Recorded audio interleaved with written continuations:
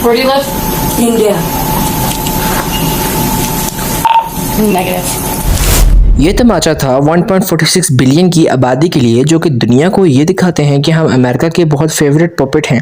लेकिन इनकी हरकतों की वजह से अमेरिका ने खुद इनको नेगेटिव लिस्ट में डाला हुआ है। और अब जो ये खातून हैं ये रहती थी अमेरिका में, और इन्होंने अमेरिका में रहकर इंडिया का बहुत ज़्यादा नाम रोशन करवाया है।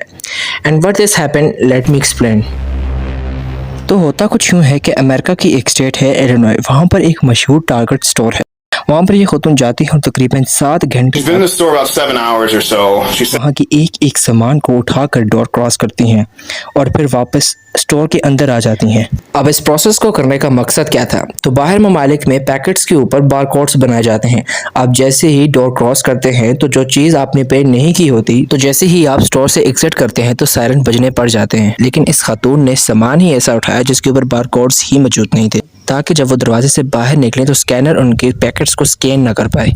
अब इस खातून ने ऐसे सामान को टारगेट किया जिसके ऊपर बारकोड्स ही मौजूद नहीं थे, ताकि चोरी करके ले जाते वक्त किसी को शक ना हो। लेकिन शायद वो ये भूल गई थी कि अगर आप किसी स्टोर में 7 घंटे तक और बार बार डोर क्रॉस करके सामान चेक कर रहे हो तो ऑब्वियसली डिपार्टमेंट स्टोर का शक तो आप पर जाएगा ही। और इनके साथ भी कुछ ऐसा ही हुआ। तकरीबन जब उन्होंने सारा सामान ले लिया था और ये भागने के लिए रेडी हो चुकी थी, लेकिन जैसे ही ये वहाँ से भागी, स्टोर ऑनर्स ने इनको फौरन पकड़ लिया। फिर तकरीबन 15 मिनट्स के बाद पुलिस भी आ चुकी थी और अपना पेपर वर्क स्टार्ट करने लगी। An Indian woman with many charges after she was caught at a Target store in Illinois. After an Indian woman was caught stealing items at a Target store in Illinois.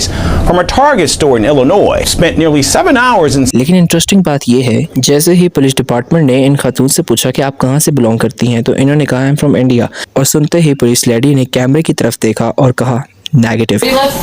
India. Negative. यानी कि वो जानते हैं कि America में crime rate को ज़्यादा करने में इंडियंस का काफ़ी बड़ा हाथ है। इंटरेस्टिंग बात यह है कि पहले पुलिस को ये अपना नाम बताती है अनाया, लेकिन थोड़ी तफ्तीश के बाद इनका नाम निकलता है जमिका। So who's Jamisha? Me. So, And this is so my, who's Anaya? This is my name also. America जैसे कंट्री में ये घूम रही हैं और इनके पास अपना पासपोर्ट भी नहीं है, क्योंकि इनका पासपोर्ट इनके घर में सो रहा था। खैर, इनके बॉडी लैंग्वेज और इनकी बॉडी एक्शन से ये लग रहा है जैसे ये बहुत ज़्यादा कंफ्यूज हो। अब कंफ्यूज भी, अनकंफर्टेबल भी, और खुद ही पुलिस ऑफिसर को कह रही हैं कि आप मुझे एम्बैरेसिंग कर रही हैं। तो पुलिस ऑफिसर ने कहा इट्स योर ओन चॉइसेस। अब इसके बाद इस खातून को ले गए police station and I don't know what happening next. लेकिन ज़्यादा से ज़्यादा अब ये कभी अमेरिका नहीं आ सकेंगी, या फिर इस स्टेट में नहीं आ सकेंगी, या फिर अमेरिका के किसी भी स्टोर पर नहीं जा सकेंगी। लेकिन बात इनकी नहीं है। रिसेंटली इंडिया का एक यूट्यूबर टर्की जाता है और वहाँ एक शॉप के अंदर ये एंटर होते हैं। इनके साथ एक खातून भी होती हैं, जहाँ ये देखते हैं कि लाइंस वाइज कुछ फ्लैग्स लगे होते हैं, लेकिन वहाँ पर इंडिया का फ्लैग नहीं होता, जिसे देखकर इसे काफ़ी ज़्यादा गुस्सा आ जाता है। ये उस शॉपकीपर से कहते हैं कि where is the flag of India, जहाँ पर वो कहते हैं कि इंडिया का फ्लैग नहीं है, जिसके बाद इनको काफ़ी गुस्सा आता है और ये टर्की के ख़िलाफ़ और शॉपकीपर के ख़िलाफ़ काफ़ी ज़्यादा गलत अल्फाज इस्तेमाल करते हैं। जिसके बाद टर्की गवर्नमेंट के ज़रिए इनका जो सॉफ्टवेयर है उसको अपडेट किया जाता है, जिसके बाद इनका बयान आता है और उसमें ये काफ़ी सुलझे हुए नज़र आते हैं।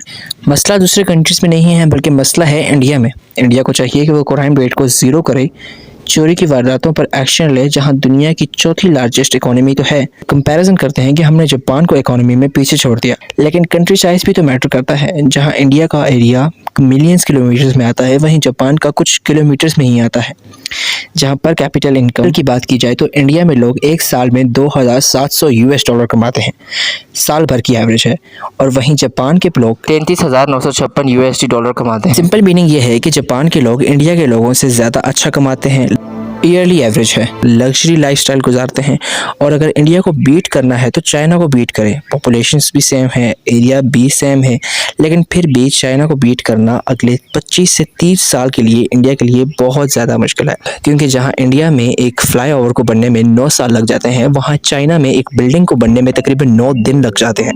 लेकिन फिर भी इंडिया की इकोनॉमी स्ट्रगलिंग है एंड स्मॉलरली ग्रोथ हो रही है। सब्सक्राइब।